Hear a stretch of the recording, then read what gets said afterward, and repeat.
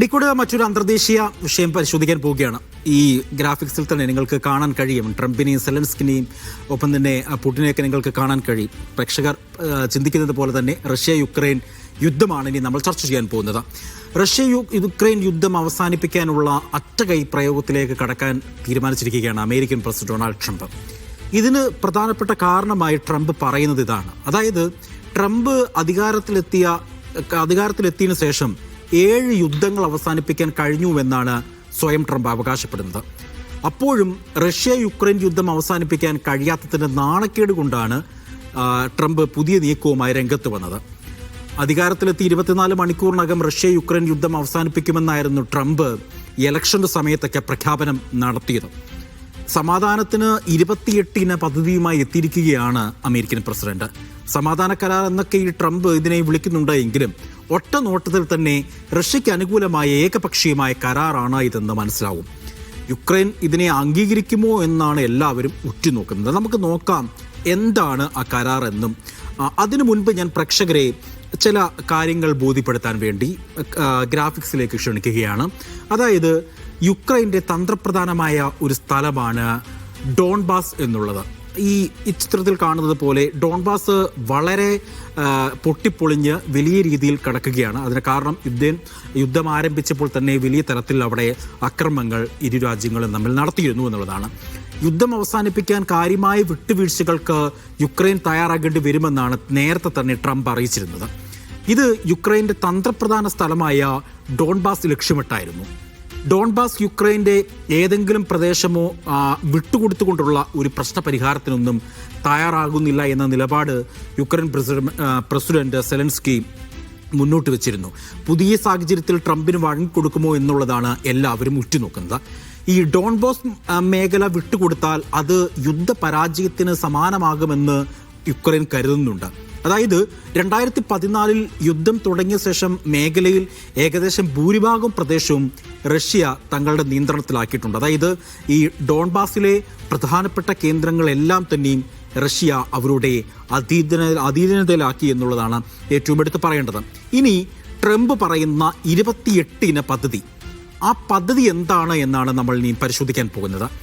Donbas റഷ്യയ്ക്ക് വിട്ടുകൊടുക്കുന്നത് ഉൾപ്പെടെ 28 പദ്ധതിയാണ് സമാധാന കരാർ എന്ന പേരിൽ ഡൊണാൾഡ് ട്രംപ് മുന്നോട്ട് വച്ചിരിക്കുന്നത്.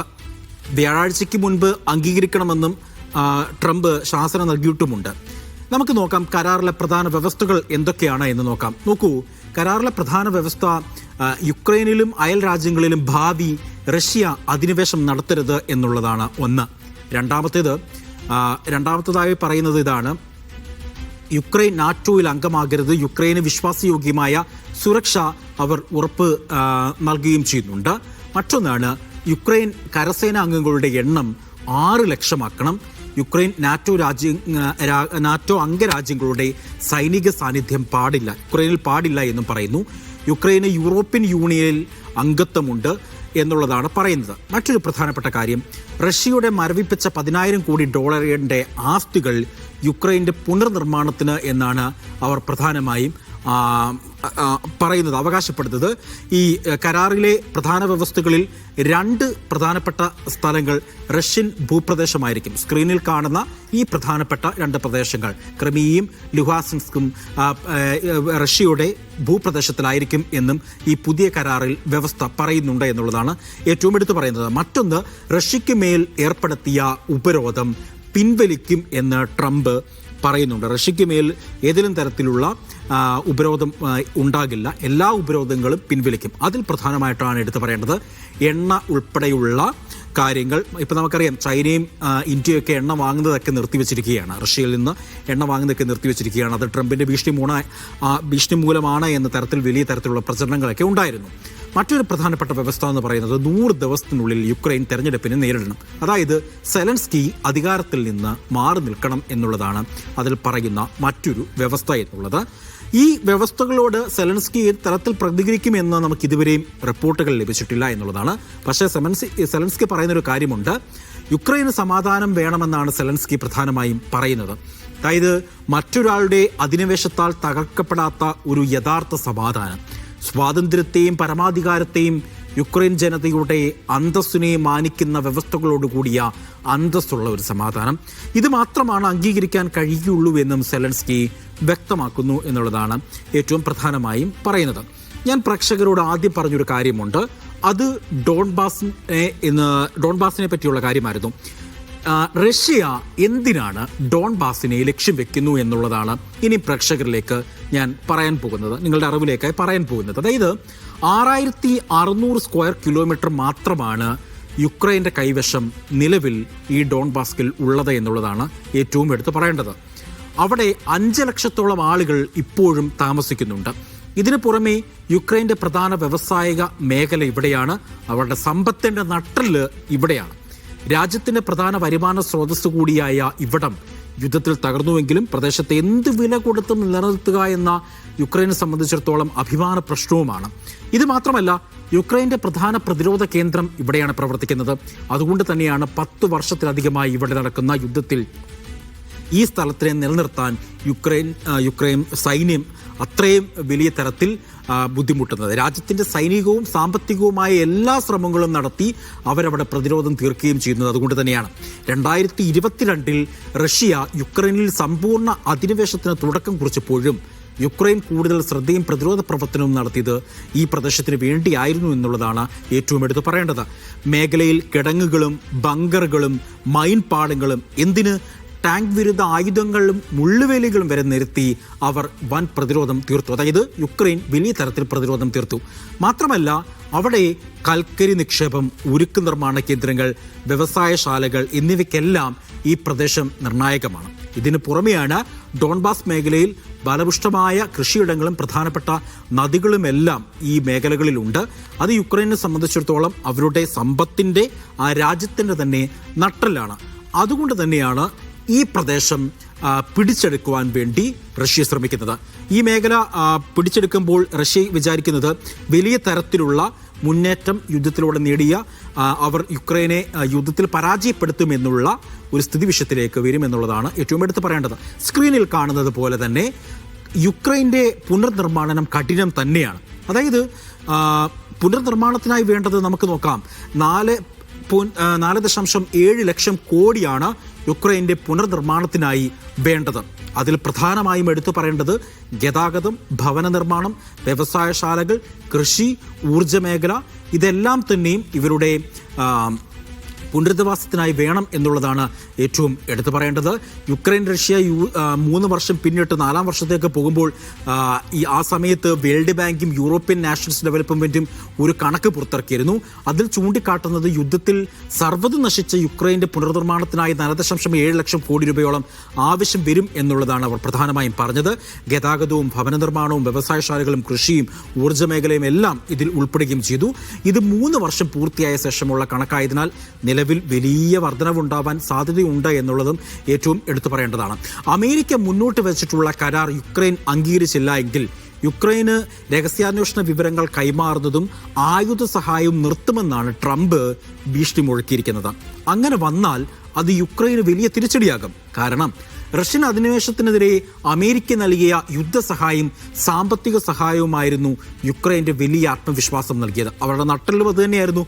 യൂറോപ്യൻ രാജ്യങ്ങളും മറന്ന് അവരെ സഹായിക്കുകയും ചെയ്തു. എന്നാൽ ജോ ബൈഡൻ മാറി 2ാം ട്രംപ് സർക്കാർ അധികാരത്തിലെത്തിയതോടെ എല്ലാം താളം തെറ്റി. യുക്രൈന് നൽകുന്ന യുദ്ധസഹായം താൽക്കാലികമായി മരവിപ്പിക്കുമെന്ന് ട്രംപ് ഭീഷണി മുഴക്കി. പക്ഷെ പിന്നെയും സഹായം തുടർന്നു. 2022 യുദ്ധം തുടങ്ങിയ ശേഷം ഏകദേശം $100 ബില്യൺ അടുത്തുള്ള സഹായമാണ് അമേരിക്ക അന്ന് നൽകിയത്. നമുക്ക് ഇത് കൃത്യമായി തന്നെ ഒന്ന് വിലയിരുത്താം. അതിനുവേണ്ടി വിദേശകാര്യ വിദഗ്ധൻ ഡോക്ടർ താജ് ആലുവയും കൂടെ ഈ ഘട്ടത്തിൽ നമുക്കൊപ്പം ചേരുകയാണ്.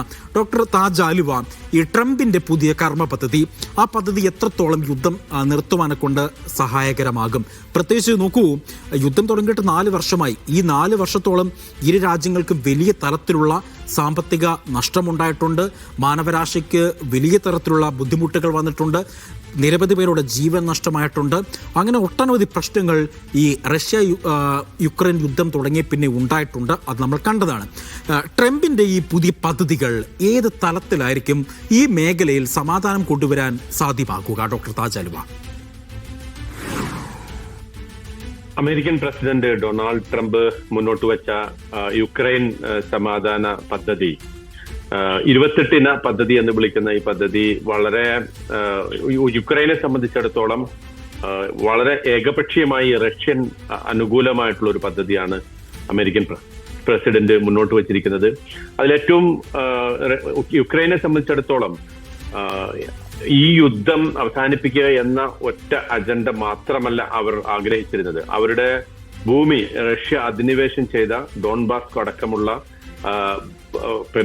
അവരുടെ ഭൂമി തിരിച്ചു കിട്ടണം, ആ ഭൂമിയിൽ നിന്ന് റഷ്യൻ അധിനിവേശം അവസാനിപ്പിക്കണം. ഇതെല്ലാം യുക്രൈനെ സംബന്ധിച്ചിടത്തോളം പ്രധാനപ്പെട്ട ആവശ്യങ്ങളായിരുന്നു. പക്ഷെ ട്രംപ് യുദ്ധം നിർത്താനുള്ള തന്റെ കഴിവിനെ കൂടുതൽ വർദ്ധിപ്പിക്കുന്നതിന് വേണ്ടി തനിക്ക് യുദ്ധം നിർത്താനും സമാധാനം കൊണ്ടുവരാനും സാധിക്കുമെന്ന ആ ഒരു വീമ്പ് പറച്ചിലിന്റെ ഭാഗമായിട്ടാണ് പ്രത്യേകിച്ച് പെട്ടെന്ന് തന്നെ ഇങ്ങനെ ഒരു 28 പദ്ധതി തട്ടിക്കൂട്ടിയെടുത്തിരിക്കുന്നത്. ഇതിന്റെ ഏറ്റവും യുക്രൈനെ സംബന്ധിച്ചിടത്തോളം ഏറ്റവും നിഷേധാത്മകമായ വശം എന്താണെന്ന് ചോദിച്ചാൽ അവരുമായിട്ട് യാതൊരു തരത്തിലുള്ള കൂടിക്കാഴ്ചയോ ഏതെങ്കിലും തരത്തിലുള്ള അവരുടെ അഭിപ്രായം പരിഗണിക്കുകയോ ചെയ്യാതെയാണ് വാസ്തവത്തിൽ ട്രംപ് ഈ പദ്ധതി മുന്നോട്ട് വെച്ചിട്ടുള്ളത്. അതുകൊണ്ട് തന്നെ എന്ന് മാത്രമല്ല അടുത്ത വ്യാഴാഴ്ച വരെ സമയം കൊടുത്തിരിക്കുകയാണ്. ഒന്നുകിൽ ഇത് അംഗീകരിക്കുക, അല്ലെങ്കിൽ റഷ്യയുമായിട്ടുള്ള യുദ്ധം സ്വന്തം നിലക്ക് മുന്നോട്ട് കൊണ്ടുപോവുക, അമേരിക്കൻ പിന്തുണ ഉണ്ടാവുകയില്ല എന്നാണ് പ്രസിഡന്റ് ട്രംപ് ഇപ്പോ യുക്രൈനെ വ്ളാഡിമിർ സെലൻസ്കിയെ അറിയിച്ചിരിക്കുന്നത്. ഇവിടെ യുക്രൈനെ സംബന്ധിച്ചിടത്തോളം ഏറ്റവും ഇതിന്റെ അകത്ത് അവരുടെ ഡോൺബാസ് റീജിയൻ, ആ റീജിയൻ പൂർണ്ണമായിട്ടും റഷ്യക്ക് വിട്ടുകൊടുക്കേണ്ടി വരും എന്നതാണ് അവരെ സംബന്ധിച്ചിടത്തോളം ഏറ്റവും തിരിച്ചടിയായിട്ടുള്ള ഒരു പ്രധാനപ്പെട്ട പോയിന്റ്. എന്ന് പറഞ്ഞാൽ സ്വന്തം ഭൂമി റഷ്യക്ക് വിട്ടുകൊടുക്കേണ്ടി വരും എന്നർത്ഥം യുക്രൈൻ. രണ്ടാമത് ഇപ്പോഴുള്ള നിലവിലുള്ള 1.2 മില്യൺ സ്ട്രെങ്ത് ഉള്ള അവരുടെ സൈന്യത്തെ അത് പകുതിയായി കുറക്കണം, 6 ലക്ഷത്തോളമാക്കി കുറക്കണം എന്നതാണ് മറ്റൊരു നിർദ്ദേശം. അതുപോലെ തന്നെ നാറ്റോ അംഗത്വത്തിന് വേണ്ടി ഒരിക്കലും ഇനി യുക്രൈൻ ശ്രമിക്കില്ല എന്നുള്ളതാണ് മൂന്നാമതൊരു സംഗതി. അതുപോലെ തന്നെ റഷ്യയെ സംബന്ധിച്ചിടത്തോളം റഷ്യയിൽ ഇതിന് ഒരുപാട് നേടാനുണ്ട്. റഷ്യക്ക് അന്താരാഷ്ട്ര യുക്രൈനുള്ള ഏതാനും ചില പ്രദേശങ്ങളിലുള്ള സൈനിക അധിനിവേശം അവസാനിപ്പിച്ചു കഴിഞ്ഞാൽ റഷ്യക്ക് അന്താരാഷ്ട്ര ഒറ്റപ്പെടൽ അവസാനിപ്പിക്കാനും പഴയതിനേക്കാൾ ശക്തമായിട്ട് അവരുടെ വ്യാപാര, പ്രത്യേകിച്ച് ഗ്യാസും അതുപോലെ തന്നെ എണ്ണയും ഒക്കെ കയറ്റുമതി ചെയ്യുന്നതിനുള്ള അനുമതി ലഭിക്കുകയും സമ്പൂർണമായിട്ടും അവർക്ക് ആഗോള വ്യാപാരത്തിൽ പൂർണ്ണമായിട്ടുള്ള സ്വാതന്ത്ര്യം ലഭിക്കുകയും ചെയ്യും. ഇവിടെ ഏറ്റവും പ്രധാനപ്പെട്ട ഒരു സംഗതി, ഈ യുദ്ധം തുടങ്ങിയത് 3.5 വർഷം മുമ്പ് യുദ്ധം തുടങ്ങുന്നതിന്റെ ഒരു അടിസ്ഥാന കാരണം എന്ന് പറയുന്നത് യുക്രൈൻ നാറ്റോയിൽ അംഗത്വത്തിന് അപേക്ഷിക്കുന്നു, ആ അംഗമാകാൻ പരിശ്രമിക്കുന്നു. ആ പരിശ്രമത്തിന്റെ ഭാഗമായിട്ടാണ് വാസ്തവത്തിൽ യുക്രൈനെതിരെ റഷ്യ ഈ ആക്രമണം അഴിച്ചുവിടുന്നത്.